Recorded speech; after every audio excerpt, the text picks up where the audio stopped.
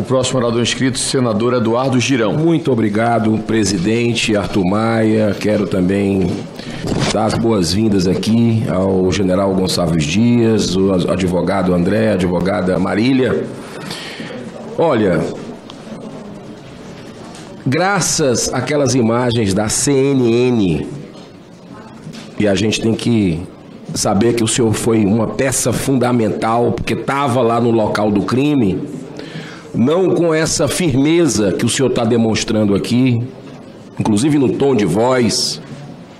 Eu acho que eu ouvi até um colega dizendo que se o senhor tivesse feito isso lá naquela hora, muita gente teria corrido dali. Com a sua equipe distribuindo água de uma forma muito tranquila, como se estivesse recebendo em casa convidados, que são os invasores, graças àquelas imagens de uma emissora internacional com sede no Brasil, nós estamos vendo essa CPMI acontecer. E está acontecendo, senadora Damares, uma catarse aqui. Muito importante isso. Porque a gente está vendo o jogo bruto e sujo do governo Lula, desde do trabalho para não instalar essa CPMI. A mídia diz, comprando parlamentares com dezenas de milhões de reais de emendas para retirarem as assinaturas. Quando surgiram aquelas imagens, não adiantou a oferta de cargo, não adiantou nada. Foi instalada a CPMI. E aí o que é que o governo Lula fez? A gente não pode esquecer, tem que lembrar isso, deputado Felipe Barros. Sequestrou, tomou de assalto um instrumento típico histórico da minoria, da oposição, sufocando a oposição. E o ministro Dino, que tem muito a explicar essa CPMI, faz de gato e sapato da gente aqui. Por quê? Aprovamos por unanimidade para entregar as imagens, ele empurra com a barriga, vai entregar, depois que o STF autoriza, como se a gente dependesse de uma comissão parlamentar de inquérito de STF, entrega 2 imagens de 92 câmeras, a pressão continua, agora ele entrega mais 5, e 2 repetidas, com imagens laterais que não tem absolutamente nada a ver. É um jogo de esconde-esconde que a população está vendo, está tirando as suas conclusões. Isso é muito importante. Pedi perícia, senhor presidente. Pedi, tem requerimento meu, pedindo perícia nessas imagens. O contrato do Ministério da Justiça com a empresa que faz a gestão dessas imagens, porque a gente não pode deixar um defunto na sala. Agora, eu peço à secretaria que exiba um vídeo que a gente colocou aí mais cedo. Por favor, que eu quero fazer as perguntas para o ministro Gonçalves Dias.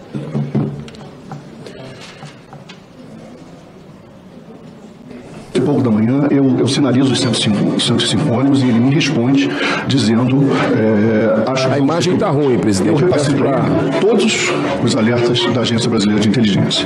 Repassei para ele também algumas informações que estavam no grupo da Célula Integrada de Segurança Pública, que diziam respeito à presença de manifestantes que estavam, inclusive, cobrindo o rosto com máscaras com vinagre, ou seja, se preparando eventualmente para uma ação violenta. Ligo para o general G. Dias por volta de 1h30 e falo para ele: general, nós temos já uma certa convicção, e nesse momento a marcha se deslocava, ela não havia rompido ainda nenhuma barreira, ela começava a se deslocar, de que as sedes dos poderes serão invadidas. Liguei então para o general Dutra, que era o comandante militar do Planalto. Pedi ao general Dutra que mandasse de imediato para o Palácio do Planalto todo o reforço que ele tinha em mãos. Ao desligar com o general Dutra, olhei na direção da rodoviária e vi manifestantes começando a descer a pista do Ministério da Justiça. Em torno de 14h30 daquele dia 8, eu não entendo o que pode ter acontecido, porque as imagens não têm som. Houve um confronto, um embate entre a polícia e os manifestantes na altura do Tatuí. E nesse momento eu liguei para o meu coronel do Centro de Operações assim: manda a tropa de prontidão que nós temos na CMU para lá. E o coronel responde: general, não pode porque não tem pedido. Eu disse: manda que eu vou providenciar. E aí nós mandamos as duas. responsabilidade, eu liguei para o GSI, imediatamente eles fizeram os pedidos. Eu não adulterei e nem fraudei nenhum documento. Eu sempre falei no GSI, principalmente nessa semana, que todo documento que passasse por lá tinha que ser a expressão da verdade. Tinha lá, ministro do GSI. Eu não participei de nenhum grupo de WhatsApp, eu não participei do grupo, eu não sou, na realidade, o difusor daquele compilado de mensagens. Então o documento não condizia com a verdade. Esse era um documento.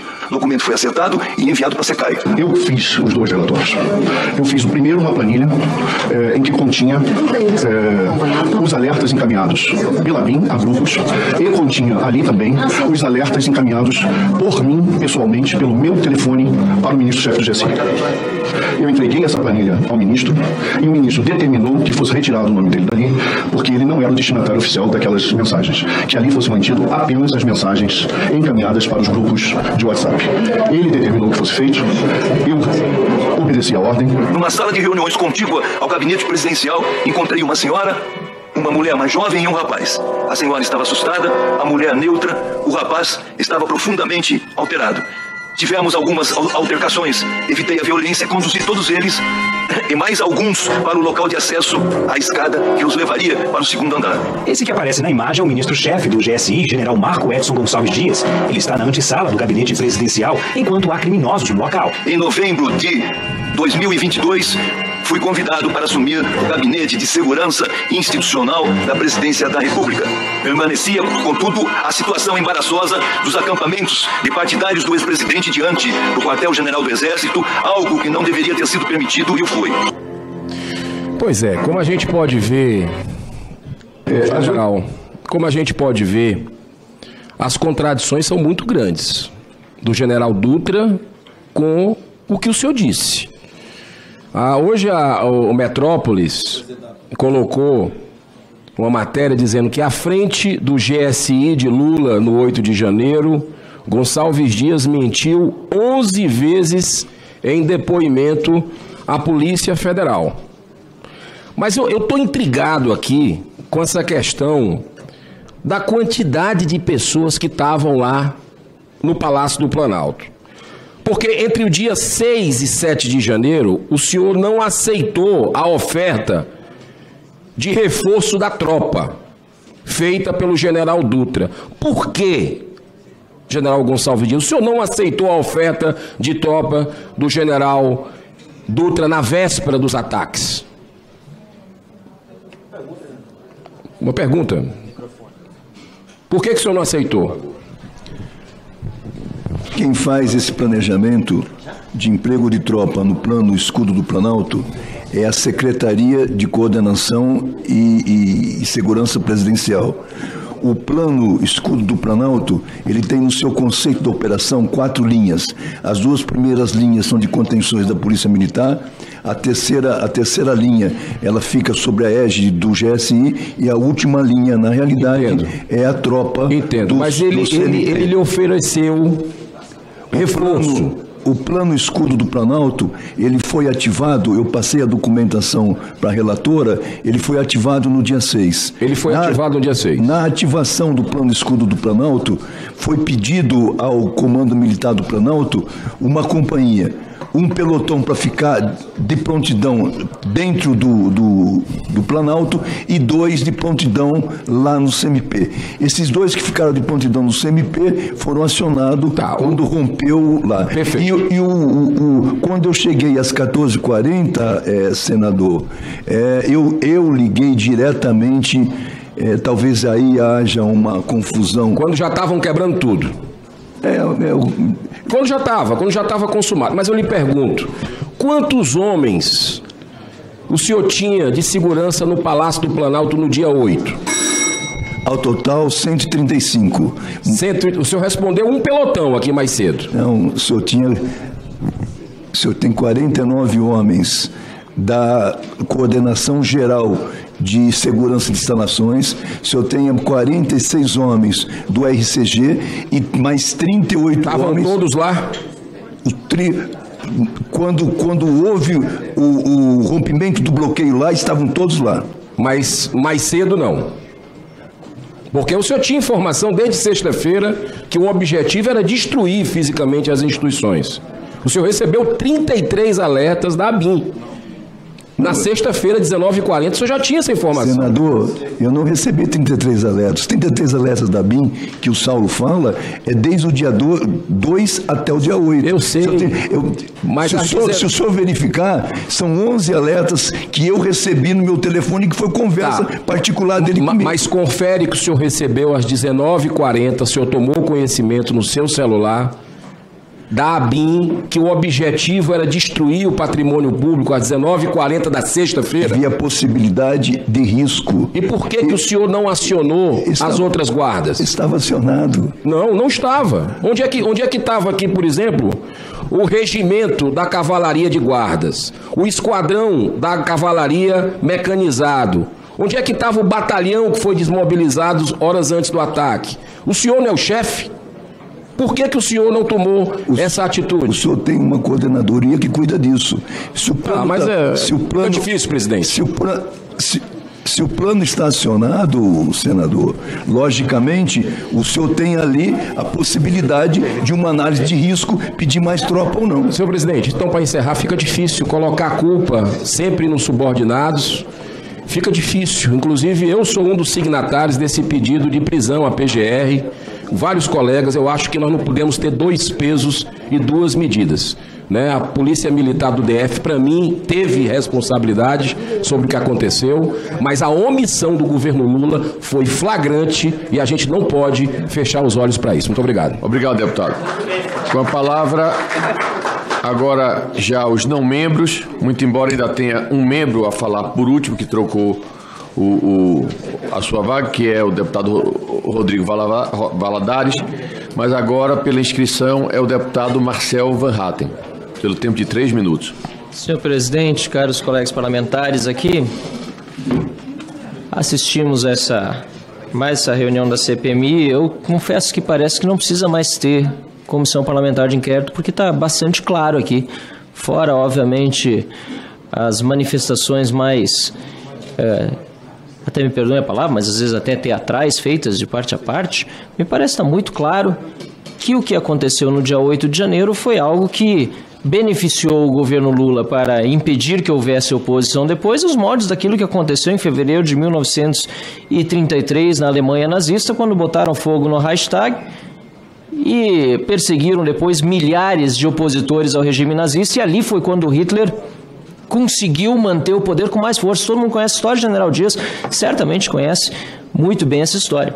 Por isso, General Gonçalves Dias, eu faço essa reflexão aqui porque me parece, pelo que eu estou ouvindo de todos, e tenho esse privilégio de ser um dos últimos a falar, apesar de ser por tão pouco tempo, que Vossa Senhoria está sendo bode expiatório aqui, enquanto outros aí deveriam estar pagando pelos seus pecados ou crimes muito mais do que o senhor.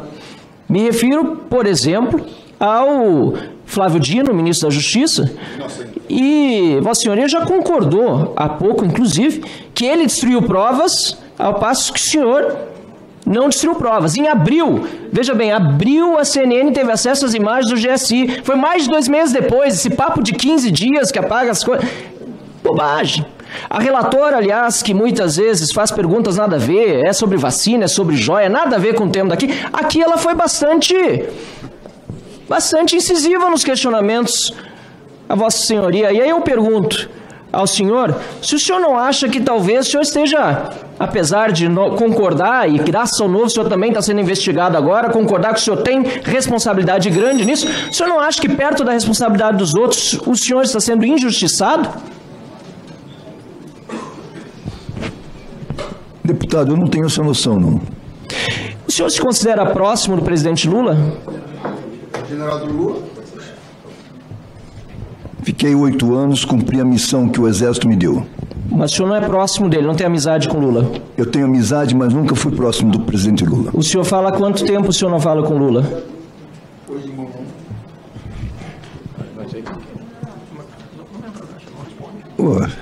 O senhor falou a última vez com o Lula quando? Pergunta fácil. O deputado, obrigado, mas eu não vou responder. Mas gostaria que o senhor respondesse. É importante saber se o senhor é próximo ainda do presidente Lula.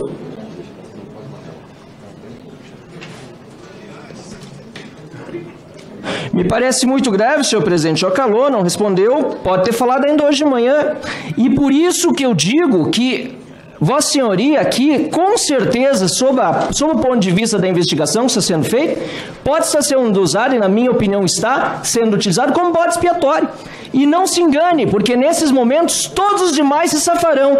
E talvez Vossa Senhoria seja o único a pagar em desproporção perto da responsabilidade da omissão e da ação que outros tiveram ao longo desses últimos meses para, inclusive, encobrir e acabar com as imagens, presidente.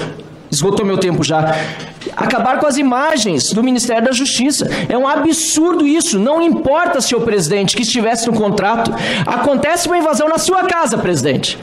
A primeira coisa que o senhor vai fazer, ou na casa dos vizinhos, é pedir para preservar todas as imagens, guardar. O que, me parece, o ministro Gonçalves Dias fez. Mas Flávio Dino veio aqui e debochou de Vossa Excelência, da comissão e de todos os deputados e senadores, ironizando, dizendo que estava no contrato. Ele sim, Flávio Dino, precisa pagar pelos seus crimes e precisa ir para a cadeia, assim como tantos outros. Não aqueles que o senador Randolph fez questão de estragar a vida, colocando na cadeia injustamente e que agora pagam ainda com tornozeleiras de forma injusta pelo não crime que cometeram. Obrigado, senhor presidente. A palavra, o próximo orador inscrito, pelo tempo de 3 minutos, o deputado Abílio Brunini.